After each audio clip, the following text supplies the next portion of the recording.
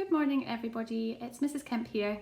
This is a video about arrays and how you can use them to help you with multiplication and getting to know your times tables.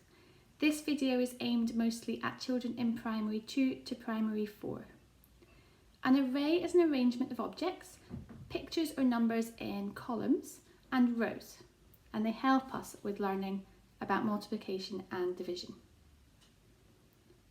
You might want to get a piece of paper ready or have some counters or something you could use as counters like pasta or these sweeties that will help you to join in with this video as we go along. I hope you enjoy it. If you have them, baking trays are a great place to start with arrays. Otherwise you can use pasta or other physical objects as counters. Only once you're confident with counters, start having a go at drawing them on paper by yourself. I'm using an app called Number Frames, which is free on Apple devices.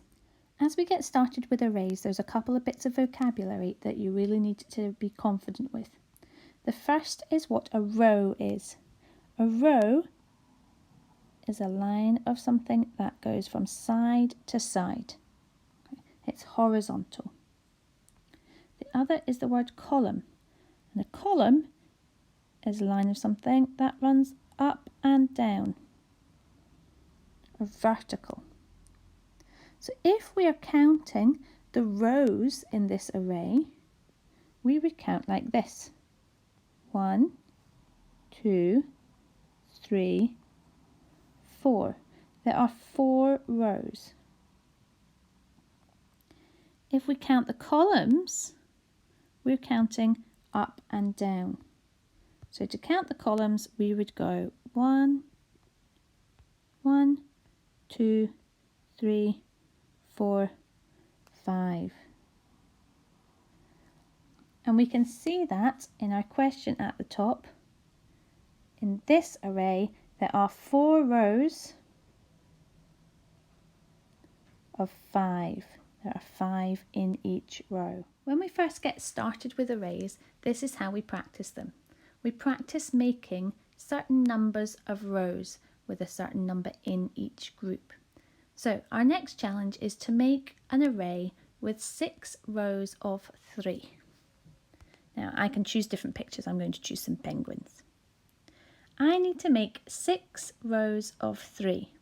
Now there's different ways to do it. The way that I like to do it is I put out first of all my 6 counters or penguins or whatever it is you're using at the start.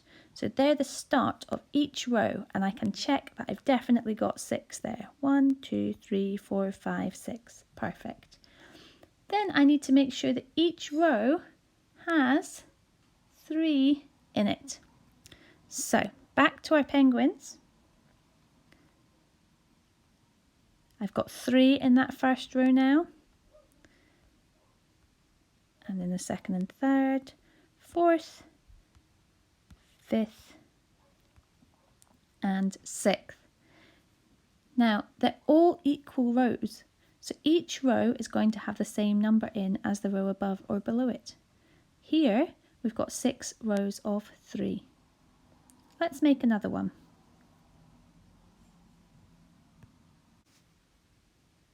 Our next array to make is 3 rows of 7. 1, 2, 3. That's the start of each of my rows, and each row needs to have 7 in it. I've got 1 already, 2, 3, 4, 5, 6, 7.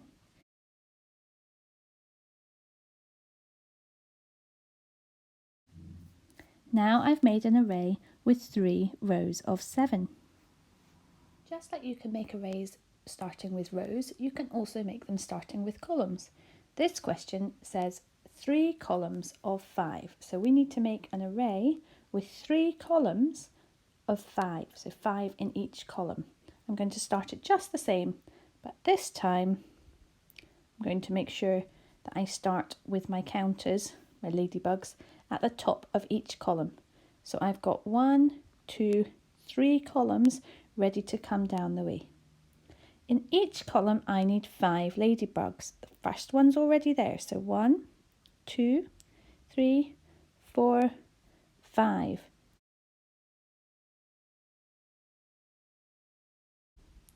Three columns of 5. The last example I'm going to give you just now is 8 columns of 2. 8 columns of 2. 1, 2, 3, 4, 5, 6, 7, 8 sitting at the top ready for their columns, and each column only has 2 in it this time, so this is quite easy. I've got 8 columns and 2 in each column. Before we move on, it's time to pause, and you can take some time to make some arrays for yourself. You can draw them on paper or on a whiteboard if you've got one. You could use chalk outside, or you could use lots of different items around your house. Pause here and have a practice before we move on to the next step. Now that we're confident creating arrays, we're going to use them for the next step, which is finding out how many items we have altogether.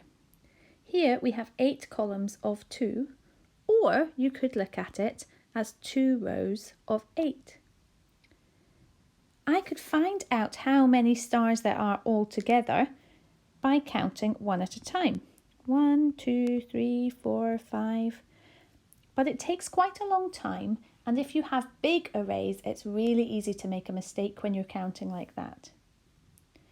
The other way that I could count is to look for number patterns that I can skip count in. Here, I could count by 8s, I could count by 4s, or I could count by 2s.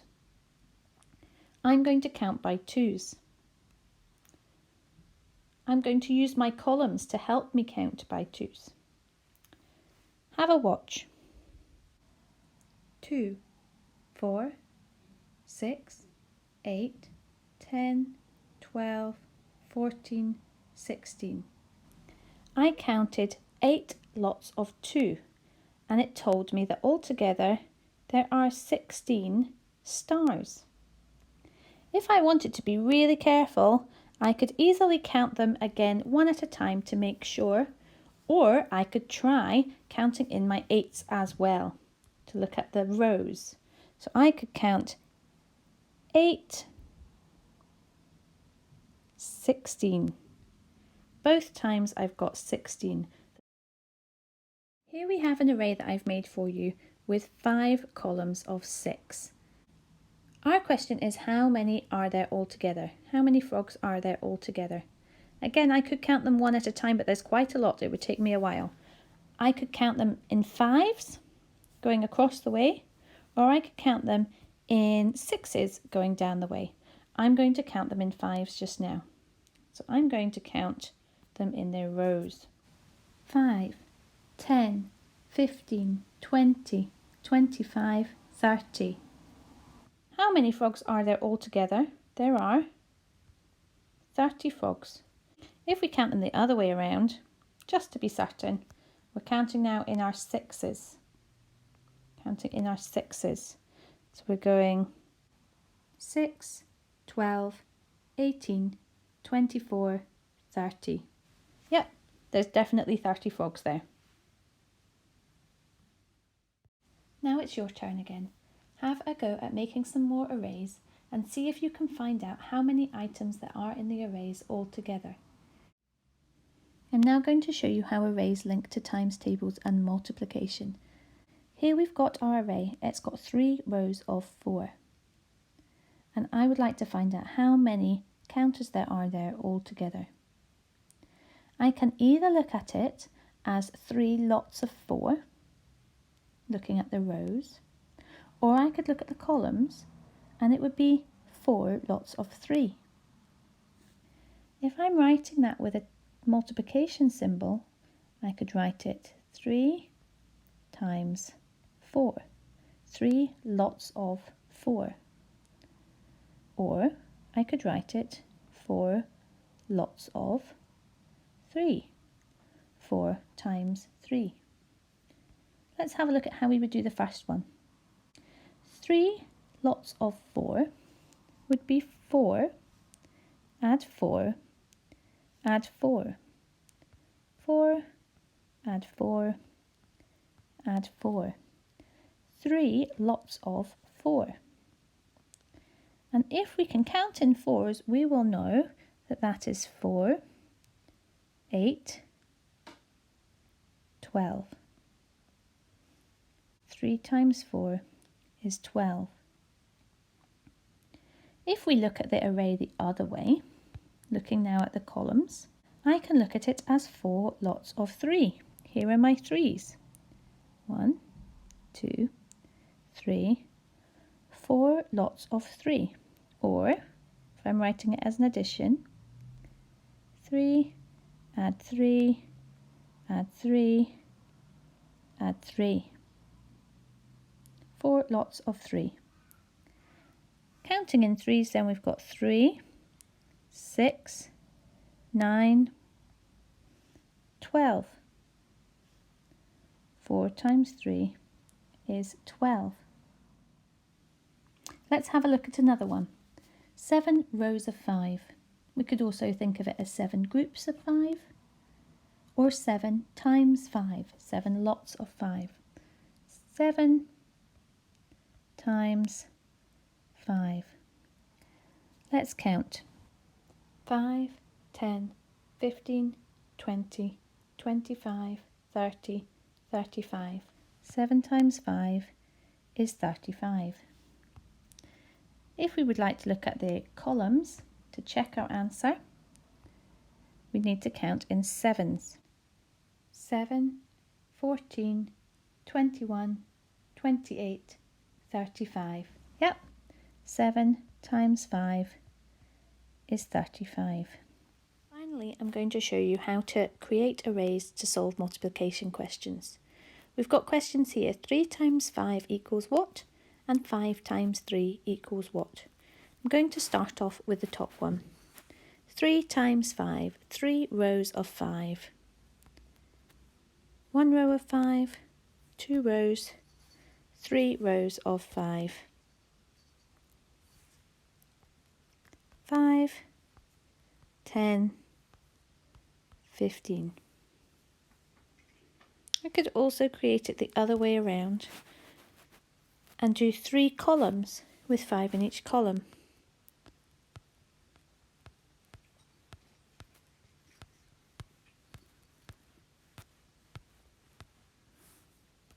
Have a look and check.